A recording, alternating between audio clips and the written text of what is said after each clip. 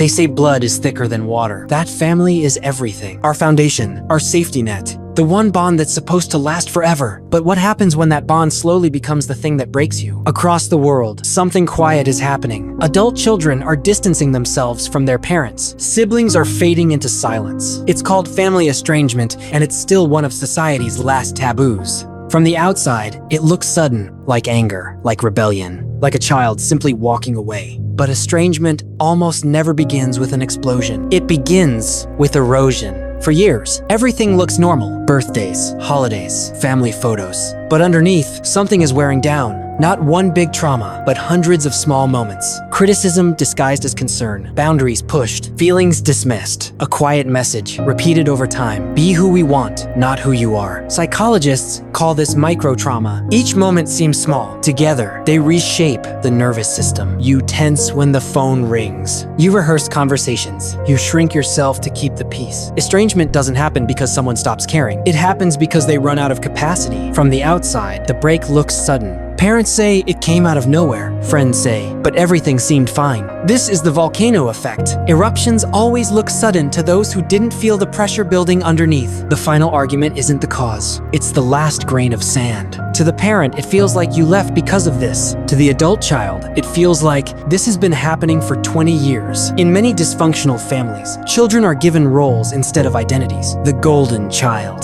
the scapegoat, the invisible child, the parentified child. Each role keeps the system stable. None allow the child to become a full person, and when someone finally steps out of that role, the system reacts. Because reclaiming yourself feels like a threat. Some wounds bleed, others don't. Emotional neglect leaves no bruises. It's defined by what never happened, the comfort that didn't come, the protection that never arrived. You keep returning, hoping this time will be different, that they'll finally see you, but the well is always dry. Most people don't leave because of what their parents did. They leave because of what their parents could never give. So why do people stay so long? Trauma bonding and hope. Moments of harm mixed with moments of warmth. Pain followed by apologies. Distance followed by affection. Hope keeps you waiting, trying harder, forgiving more, until one quiet realization forms. If I stay, I will disappear. Distance isn't punishment, it's protection. For some, it's low contact. For others, emotional withdrawal. And for some, no contact at all, only after every other boundary failed. Choosing distance brings grief, guilt, and relief at the same time. You grieve the parent you hoped for, feel guilty for choosing peace, and finally breathe when the chaos stops. This is ambiguous loss. Grieving someone who is still alive.